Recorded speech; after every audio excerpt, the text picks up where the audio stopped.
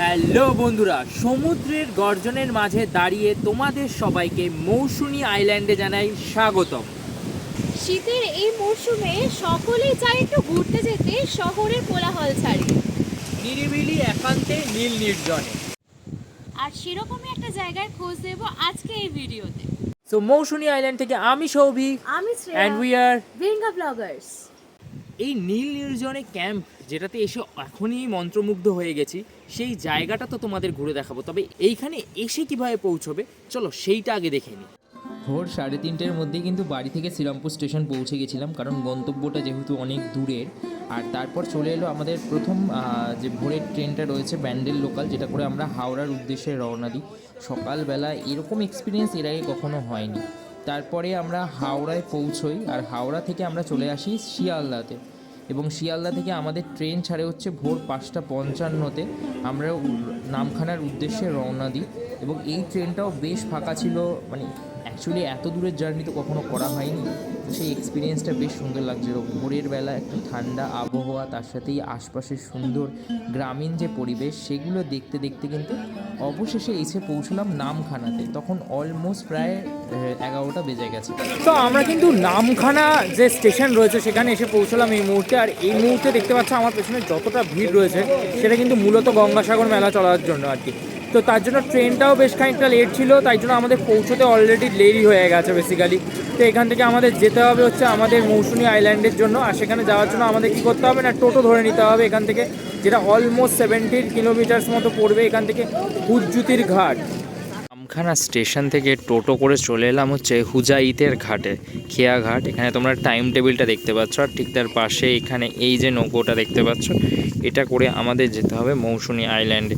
But যে নদীর যে কালারটা রয়েছে দেখো কি সুন্দর লাগছে, অপূর্ব রূপ লাগছে। আর হ্যাঁ, মানে একটা ঠান্ডা হাওয়া দিচ্ছে, সেই ঠান্ডা হাওয়াটাও ফিল করতে বেশ ভালো লাগছে। কিন্তু কি রে, দেখে নাম, জলের দিকেই তাকিয়ে নামবি নাকি? হ্যাঁ, সেই আমি জানি তোর যে জল ফেভারিট। এই ধরনের খেয়ায় চড়ে এত সুন্দর নদী পেরোনোরও কিন্তু একটা আলাদাই অনুভূতি ছিল, যেটাও কিন্তু সত্যি মনে লেগে থাকার মতো আর কি। খেয়া পার হয়ে 175 টাকা জনপ্রতি মূল্যের টোটোতে চড়ে আমরা রওনা দিলাম নীল নির্জনে ক্যাম্পের উদ্দেশ্যে। যাওয়ার পথে রাস্তাটাও ছিল বেশ সুন্দর।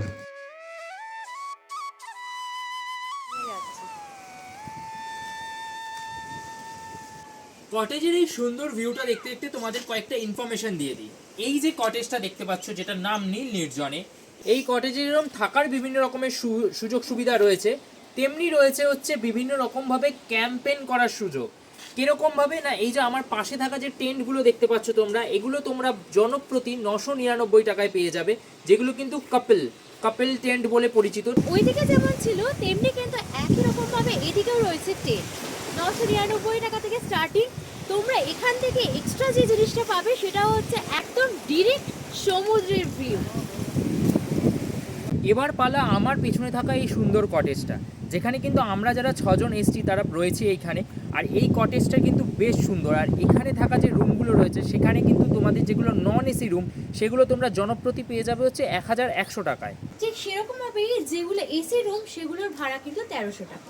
প্রত্যেকটা যে রুম আছে এই রুমগুলো কিন্তু তোমরা 3 জন থাকতে পারবে, যেরকম আমরা 6 জন রয়েছি। বাট এই রুমটাতে না, আমাদের আরও অনেকগুলো রুম রয়েছে। আর রুমের লাইটের ব্যবস্থাটা কিন্তু বেশ সুন্দর, বেশ ওয়ার্ম লাইটস ইউজ করা হয়েছে, যেটা কিন্তু বেশ ভালো লাগছে আর কি বেসিক্যালি।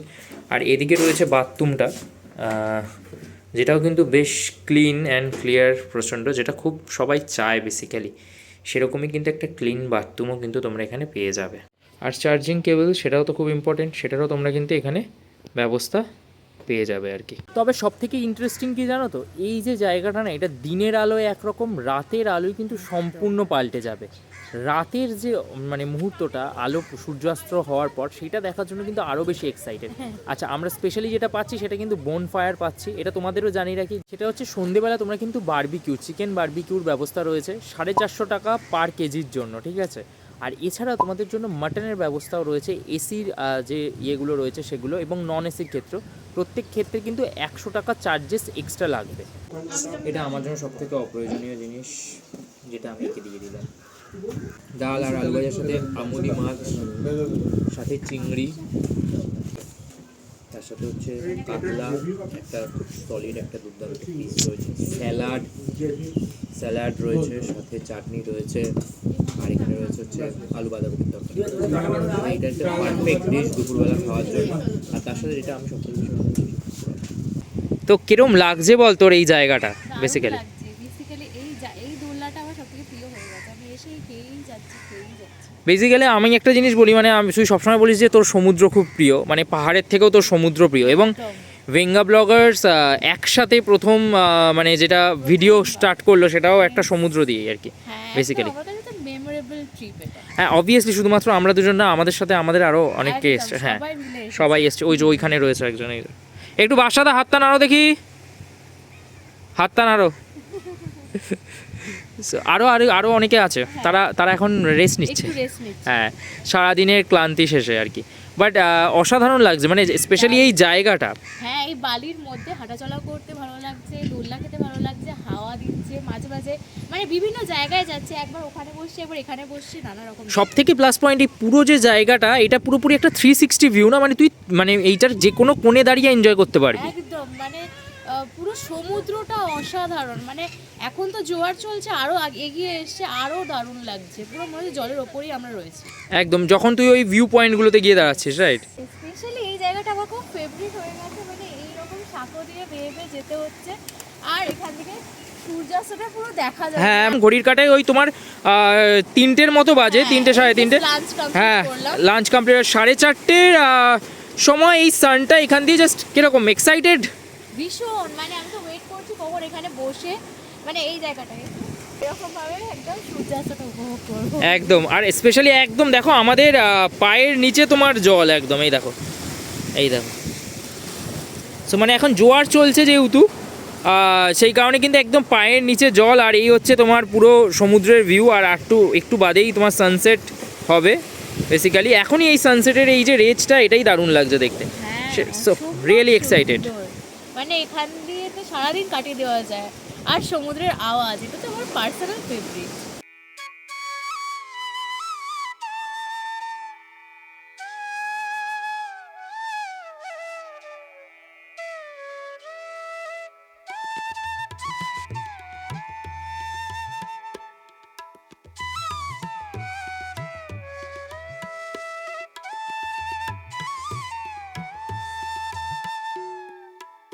দেখো এই মুহূর্তে সূর্য অস্ত যাচ্ছে, আর এই যে আমরা এই ক্যাম্পে রয়েছি আর কি, আর শ্রেয়া এই জন্য পড়েছে এখানে।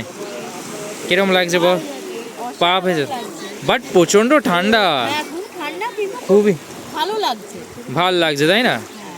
এই মানে অ্যাকচুয়ালি এই এসেন্সটার জন্যই তো সমুদ্রে আসা, রাইট? একদম, মানে এই সমুদ্রের আওয়াজ, গর্জন, আর এই হালকা পা ডোবানো, হেভি।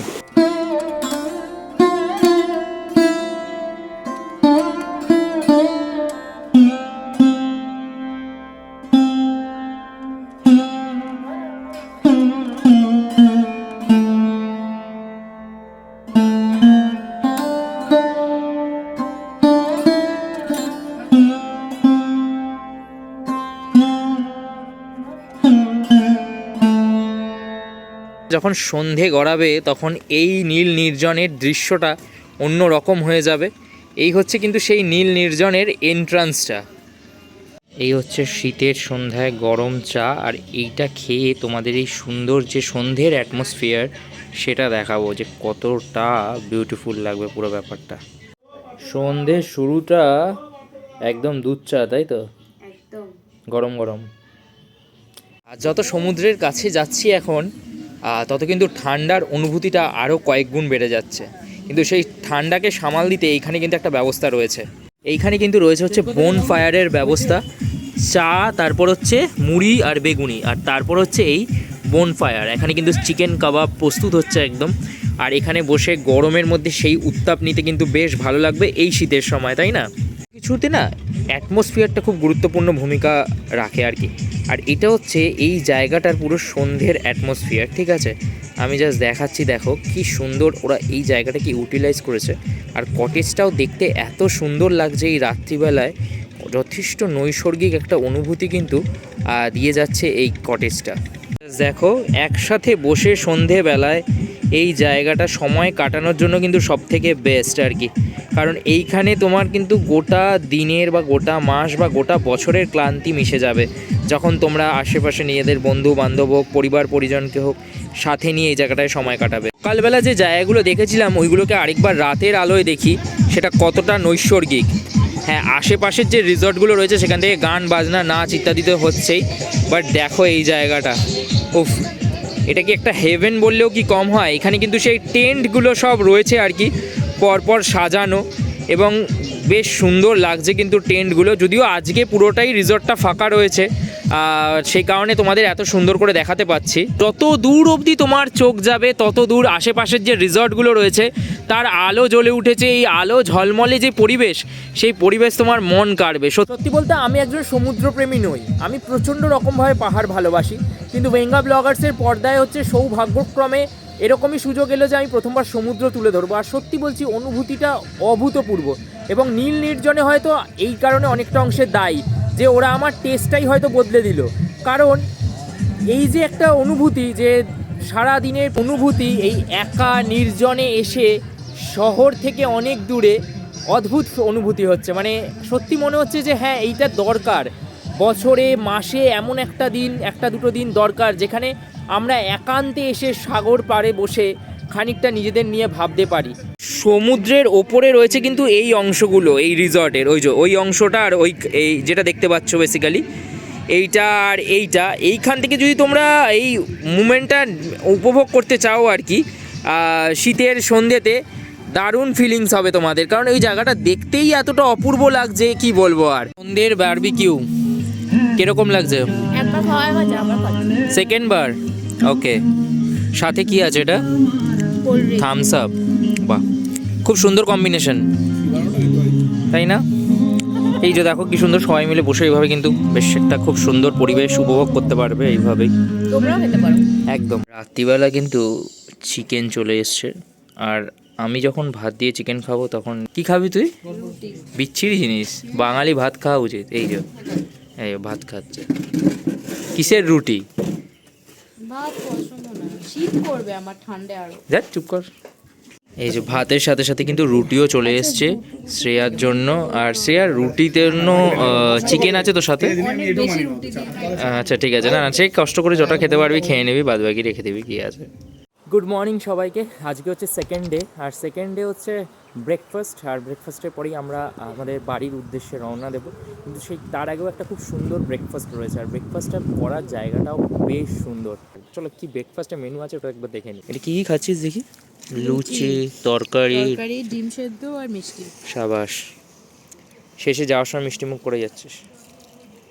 তো একটা গোটা দিন কিভাবে কেটে গেল একেবারে বুঝতেই পারলাম না, মানে এতটাই সুন্দর ছিল এক্সপিরিয়েন্সটা, তাই না? বিশাল সুন্দর, প্রথমবার এরকমভাবে আসা, মানে দারুণ ছিল সত্যি। হ্যাঁ, তো এইরকম আরও অনেক ভিডিওস নিয়ে হাজির হব। আর তোমাদের যদি এই জায়গাটা ভালো লাগে আমাদের ভিডিও দেখে, তাহলে অবশ্যই এখানে আসতে ভুলো না, কারণ খুব ভাল লাগবে। একটা খুব সুন্দর দিন, খুব সুন্দর সময় কাটিয়ে তারপর বাড়ি ফিরতে পারবে। একদম নীল নির্জন। রাইট, একদম নীল নির্জনে থাকে। চলো টাটা, খুব শিগগিরই নতুন কোনো ভিডিওস নিয়ে দেখা হবে। আর আসছে আমাদের সবার প্রিয় মা সরস্বতী, তো সেই সবগুলো নিয়ে হাজির হব খুব শিগগিরই। ততক্ষণের জন্য সবাই খুব ভালো থাকো, সুস্থ থাকো, আর আগত দিনগুলো নতুন বছরের বাকি দিনগুলো খুব ভালো করে কাটিয়ে। চলো টাটা অ্যান্ড দুর্গা দুর্গা।